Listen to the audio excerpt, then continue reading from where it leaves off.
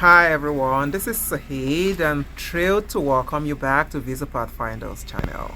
If you're dreaming of migrating to incredible countries like the UK, Canada, Australia, New Zealand, the European Union, among others, you've come to the right place. But before we dive into today's topic, please show some support by liking our video, share with your friends, and hit the all-important like button. Let's embark on this journey of success together.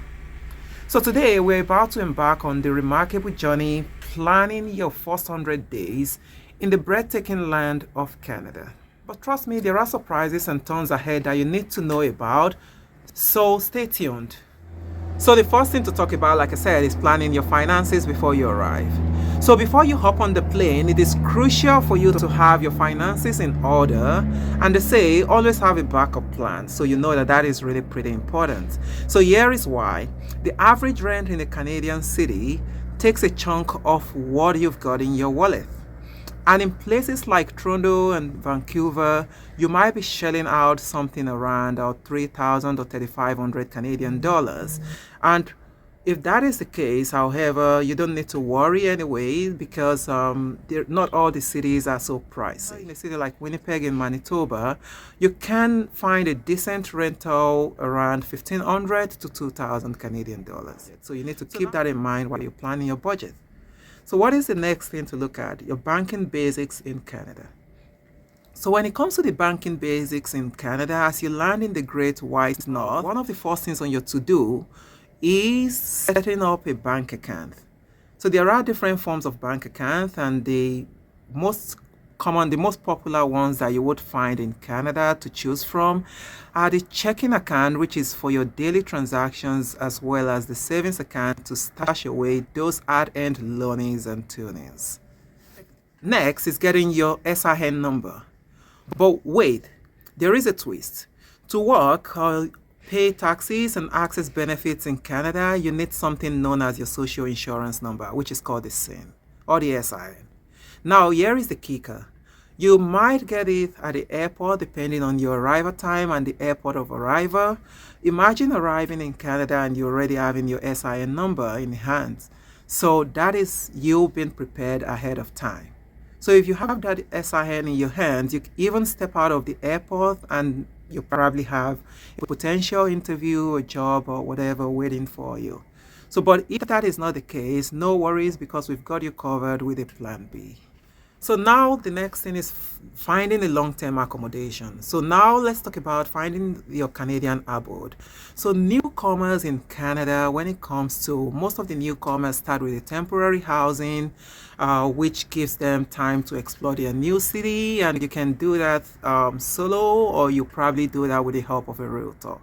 So it's like you going on the house hunting adventure, actually. Hold on to your talk, because the twist is that Canada offers you a variety of housing options, from the detached houses to the which have got we're talking about the detached houses which have got the front and backyards, to the townhouses that actually share some walls with neighbors.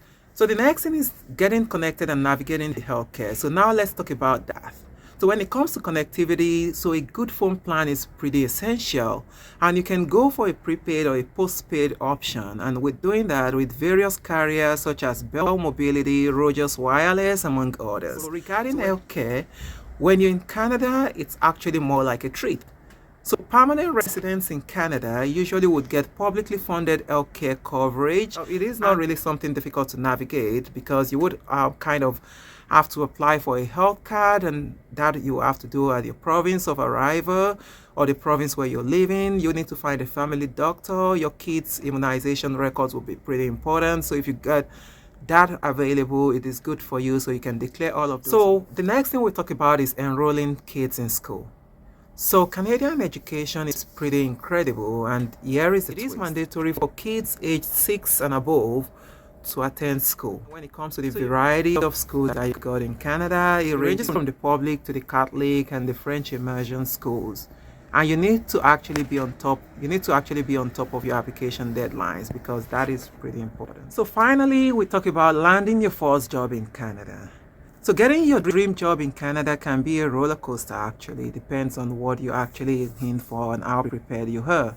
So you've got to analyze the job market, get your qualifications in check and understand if you actually need to do any form of certification or if you got any licensing to do or not. And you have to also kind of network your way to success, because networking is one thing that is pretty important in terms of job search in Canada as well. So if you network very well, it might really be something that would take you very far.